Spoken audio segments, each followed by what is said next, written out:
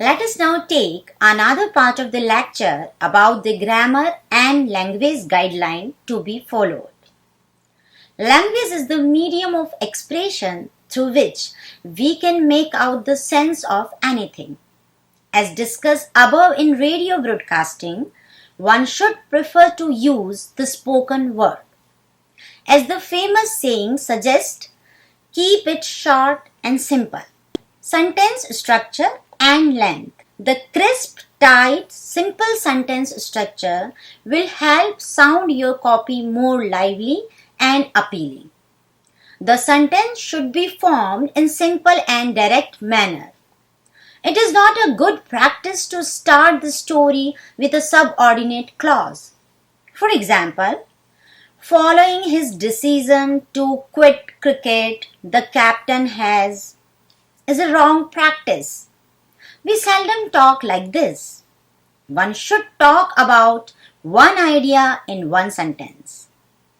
Short sentences work better. It will make your copy sound more conversational. As in print professional, advice 15 to 22 verse sentence is appropriate.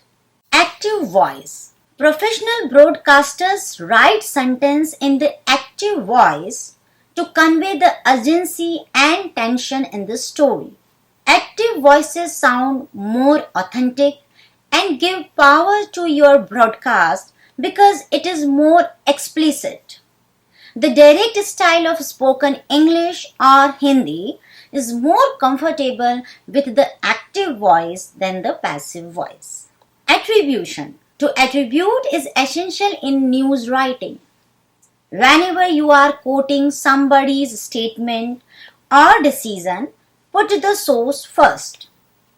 In print media, one can take the liberty of writing the quote first. But on radio, the audience should know who was saying something before listening to what was being said. Reviewing. After writing your copy, you must read it loudly.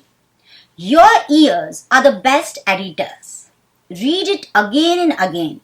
Edit, delete, and change the words which don't sound smooth and pleasant to your ears.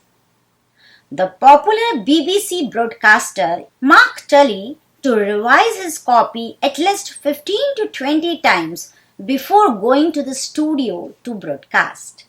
For excellently writing a radio program, one needs to have practical skills. Writing is a creative skills that is learned through practice.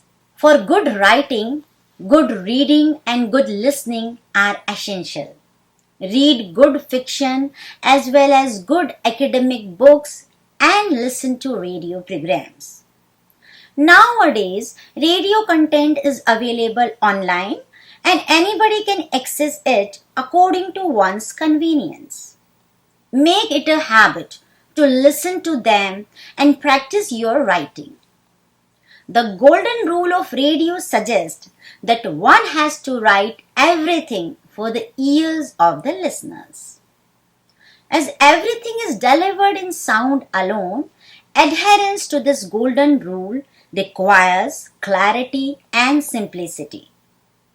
Radio broadcasting doesn't restrict the popular inverted pyramid styles of news writing, because in many reports and dispatches, a chronological representation of things become necessary. As you can see, following full circle approach is advisable.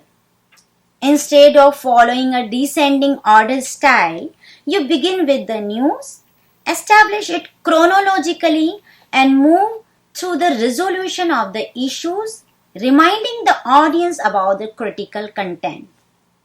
Write a sum up at the end and thus bring the whole story circle. In intro, the story is introduced by the presenter in which the most important information is mentioned to attract the listeners. For example, if the annual budget is presented, the new taxes announcements, and things that will get cheaper or expensive will be highlighted to make the listeners stay with the radio program and alert them about their interest. The intro should be about 3 to 4 sentences or about 30 to 35 seconds. It should carry the hard facts and figures, if needed, related to the story. The intro for hard news needs to be direct and simple. If you are writing an intro for soft news or features, always try to give some interesting angle and use colorful language. You may raise questions in the intro, suggesting that they listen to the program to get the answers. The lead. The lead to a broadcast story is a bit different from print or web. In print, the first paragraph of the story deals with 5 W's and 1 H. But radio professionals prefer not to do strictly. They follow the principles of a comparatively soft lead and not to bombard the audience with all the information in the first few sentences. Understanding that the listeners may not be very attentive to the radio and the human brain also needs time to grasp.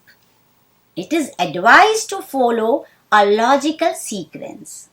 In the first 1 or 2 sentences, write about what happened and alert the listeners to pay attention to what is being said. It gives a brief understanding of the whole story in a simple sentences. The next one is the body. The body of the story contains various elements of the story. One is supposed to give information about the various aspects and stages of the story so that the listeners can easily digest the story. For example, in the same story about the budget presentation, the budget details will be shared like the fiscal deficit, financial deficit, known plan expenditure, and comparison with last year budget allocation. Try to use sound bites if available and weave them in the story with journalistic aptitude. The summary. The summary or the close of a broadcast story is very important in comparison to print stories.